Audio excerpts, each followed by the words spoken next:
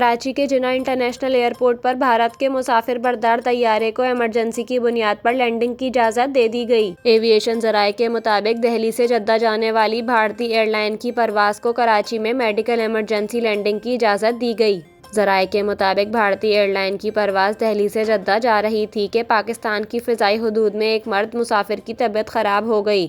جہاز کے عملے نے مسافر کو آکسیجن فراہم کی، تاہم حالت خراب ہونے پر پائلٹ نے کراچی ایئر ٹریفک کنٹرول سے رابطہ کیا۔ بھارتی پائلٹ نے کراچی ایئر ٹریفک کنٹرول سے انسانی ہمدردی کی بنیاد پر کراچی میں میڈیکل ایمرجنسی لینڈنگ کی اجازت طلب کی۔ ایئرپورٹ حکام کے مطابق اجازت ملنے پر پائلٹ نے طیارے کا رخ کراچی کی طرف کر دیا اور جناح انٹرنیشنل ایئرپورٹ پر لینڈنگ کی۔ حکام کے مطابق طیارے کی لینڈنگ کے بعد پاکستان سول ایوی ایشن اتھارٹی کی میڈیکل ٹیم نے جہاز میں جا کر مسافر کو طبی امداد فراہم کی۔